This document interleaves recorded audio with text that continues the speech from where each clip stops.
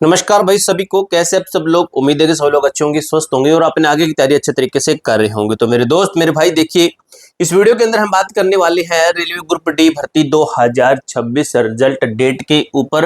विभाग ने जारी किया नोटिस 25 लाख। देखिए जो बच्चे एग्जाम दे चुके हैं या जिन बच्चों का एग्जाम आगे होने वाला है, तो उन बच्चों के दिमाग में एक ही चीज है कि सर हमारा एग्जाम आगे कैसे होगा, हमने एग्जाम दे दिया नहीं दिया है, हमारी एक्सपेक्टेड कट ऑफ कितनी हो सकती है, हमारा एग्जाम इस शिफ्ट में हुआ है, हमारी हार्ड शिफ्ट हुई थी या फिर नहीं या इजी शिफ्ट थी, और हमारी शिफ्ट को कितनी नॉर्मलाइजेशन मिल सकती है। ऑल जोन वाइज, इसको छोड़िए, ऑल जोन वाइज आपको मैं डाटा देने वाला हूं अच्छे तरीके से, बेहतरीन तरीके से डाटा है। इस तरीके से स्लाइड फॉर्म में आपको मैं डाटा दूंगा, ठीक है, फ्लो चार्ट के माध्यम से। देखिए भाई अच्छे तरीके आपको ना समझ में आएगा, देखने में ना मजा भी आता है इस चीजें से। अगर इस तरीके से बताऊं, यहाँ पर मैं लिख के चला जाऊंगा, बोलकर चला जाऊंगा, आपको कुछ समझ में नहीं आएगा। मैं इस तरीके से आपको समझा, आप खुद भी देख सकते हो। ग्रुप डी भर्ती परीक्षा 2026 संपूर्ण विश्लेषण, रिजल्ट की तारीख, कट ऑफ डेटा के सुरक्षित जोन्स का विस्तृत विवरण क्या कहता है। देखिए भाई आगे चलते हैं, यहां से समझिएगा अच्छे तरीके से, ध्यान से। सबसे बड़ी खबर, रिजल्ट तिथि घोषित और घटता कंपटीशन प्रतिस्पर्धा यानी कि कंपटीशन, ठीक है। देखिए 26 तारीख रिजल्ट की घोषणा, 26 सितंबर शाम 8 बजे तक इतिहास में पहली बार परीक्षा के बीच में ही रिजल्ट की तारीख घोषित कर दी गई।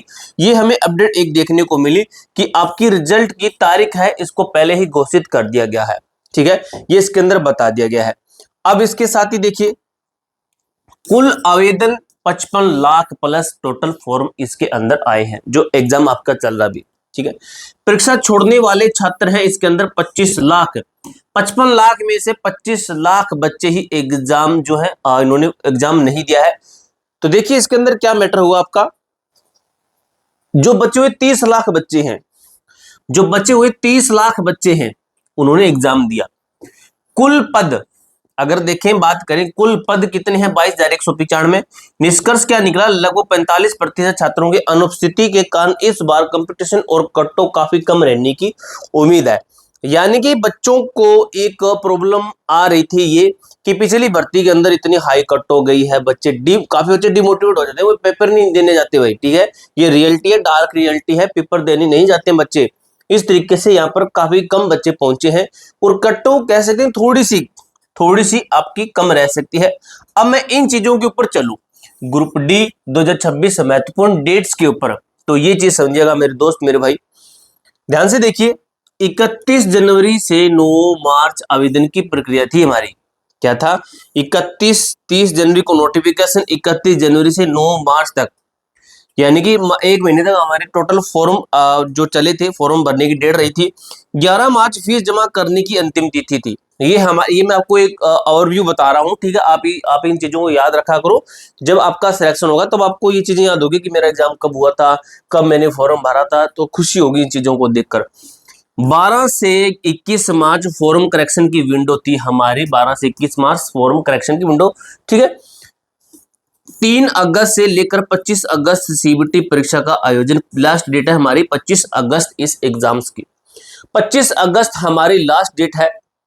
26 सितंबर क्या कहता है, रिजल्ट और कट ऑफ की घोषणा। क्या है, रिजल्ट और कट ऑफ की घोषणा, यानी कि हम एक डेट से देखते आ रहे हैं, हम रिजल्ट तक पहुंच गए हैं, ठीक है। अब हम इसके बीच में है, यहां पर अटके हुए हैं, हमारा एग्जाम चल रहा है, बीच में अभी हम हैं, ठीक है, बीच में है अभी हम, और एग्जाम हमारे चल रहे हैं। काफी सारे बच्चे क्या करते हैं, अलग अलग एग्जाम्स की तैयारी करते हैं, मल्टीपल एग्जाम्स की तैयारी करते रहते हैं, जैसे एसएससी, रेलवे, बैंकिंग, एनटीपीसी की भी तैयारी कर रहे होंगे, एलपी की तैयारी कर रहे होंगे, टेक्नीशियन की तैयारी कर रहे होंगे। और आप अब दोस्तों 13 अगस्त को 13 अगस्त को टेक्स्ट बुक की तरफ से ऑफर है, रात 12 बजे से 1 बजे तक, ठीक है, 12 से 1 AM तक। अगर कोई बच्चा पास प्रो खरीदता है, टेक्स्ट बुक का कोई पास खरीदता है, तो उसको 1 साल के साथ में 1 साल फ्री मिलेगा इस कूपन कोड से, ठीक है, 80Z, ये कूपन कोड लगा लेना अगर आपको पास प्रो चाहिए तो, ठीक है। टेक्स्ट बुक से आप टेस्ट सीरीज ले सकते हैं, 80Z कूपन कोड लगाकर आपको हमेशा डिस्काउंट देगा, हमेशा, कभी भी, चाहे सेल के बाद लगा लें तो भी आपको डिस्काउंट देगा। चयन प्रक्रिया, सिलेक्शन प्रोसेस की मैं बात करूं तो देखिए, रिजल्ट के तुरंत बाद पीटी की तैयारी शुरू करना अनिवार्य है। रिजल्ट के तुरंत बाद पीटी की तैयारी शुरू करना अनिवार्य है। तो देखिए स्टेप 1 कहता है कंप्यूटर आधारित परीक्षा हमारी, शारीरिक परीक्षा हमारा सेकंड स्टेप कहता है, सिलेक्शन प्रोसेस हमारा फिजिकल होगा। स्टेप 3 कहता है हमारे डॉक्यूमेंट वेरिफिकेशन होगा, चौथा स्टेप कहता है मेडिकल होगा, पांचवा स्टेप कहता है फाइनल सिलेक्शन होगा। अब दोस्तों ये स्टेप भी आपका हार्ड है और ये तो फिर हार्ड है ही, बाकी के आगे के इतने हार्ड नहीं, बाकी के बिल्कुल आसान है। ये स्टेप के अंदर आने के लिए आपके कितने नंबर होने चाहिए, आपके जोन वाइज कैटेगरी वाइज कितने नंबर होने चाहिए, तो उनकी ओर बात करते हैं।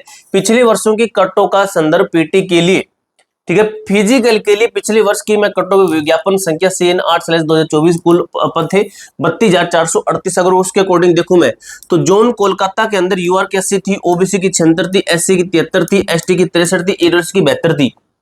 ठीक है, अजमेर के अंदर 79, 76, 71, 71, 70, ठीक है, ये विद नॉर्मलाइज थी।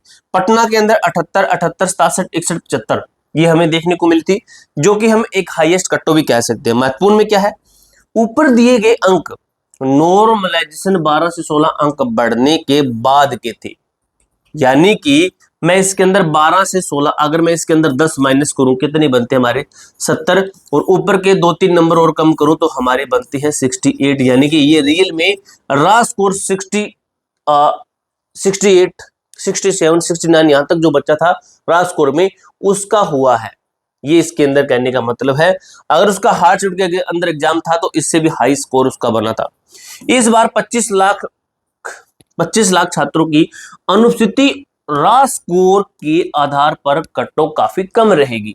ठीक है, हम रा स्कोर के आधार पर देखेंगे तो देखिए संभावित कटो 2026 जोन वार वर्गीकरण बिना नॉर्मलाइजेशन के रा स्कोर के आधार पर, विदाउट नॉर्मलाइजेशन के अगर मैं आइडिया लूं तो देखिए कठिन जोन उच्च कट्टो रहेगी, आपकी हाईएस्ट कट्टो रहेगी कोलकाता के अंदर, अजमेर के अंदर, पटना के अंदर, प्रयागराज के अंदर, चेन्नई के अंदर और मुंबई के अंदर। कितनी रहेगी वो हम देखेंगे। ठीक है, यहां पर बताया गया, देखिए एक बार इसको देखते हैं। मध्यम सामान्य जोन औसत कट्टो जो बीच का है, जिसको हम बीच का कहते हैं, भोपाल है, गुवाहाटी है, सिकंदराबाद है, भुवनेश्वर है, गोरखपुर है, बिलासपुर है। यहां पर बात करें सुरक्षित जोन कम कट्टों वाले जैसे रांची है, चंडीगढ़ है, अहमदाबाद है, यहां पर सबसे कम कट्टों है। तो जोन को हमें बांटना पड़ेगा, बांटने के बाद हम उनको कैटेगरी के हिसाब से देखेंगे।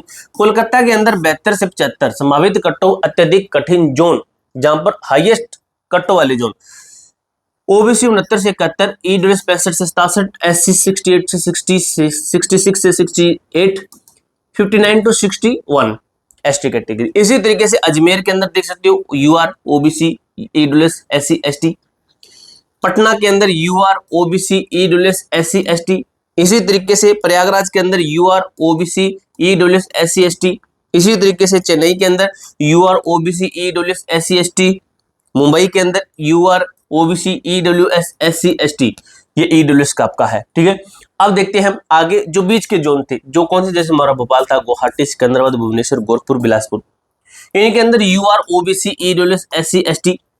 इसी तरीके से गुवाहाटी के अंदर देख लीजिए, इसी तरीके से सिकंदराबाद के अंदर देख लीजिए, भुवनेश्वर के अंदर है, गोरखपुर के अंदर, बिलासपुर के अंदर आपका इसके अंदर बताया गया। अब ये देखिए आपका सबसे सेफ जोन रांची, चंडीगढ़, अहमदाबाद। रांची के अंदर देखिए UR OBC EWS SC ST, इसी तरीके से चंडीगढ़ के अंदर UR OBC EWS SC ST, इसी तरीके से बताया गया है। इन जोन में आवेदन अनुपात सबसे कम रहा है, आवेदन सबसे कम आए हैं। यदि आप इन कट ऑफ के दायरे में हैं तो आपका चयन लगभग क्या कहता है, सुरक्षित आपका चयन है, आप लगभग सेफ है। ठीक है, ये आपके काम की बातें हैं। अगर आप शूज के लिए बोलते हैं सर हमें शूज बता दीजिए, हमें रनिंग करनी है, दौड़ लगानी है और हमें 100% सिलेक्शन लेना है, तो नीचे आपको शूज रिकमेंड कर दूं, उन शूज को खरीद सकते हो। पूरी जानकारी मैंने अच्छी तरीके से क्लियर कर दिया। कोई डाउट हो, कोई क्वेरी हो, कमेंट बॉक्स में पूछ सकते हो। मिलते हैं दोस्तों नेक्स्ट वीडियो के अंदर, तब तक के लिए जय हिंद, जय भारत।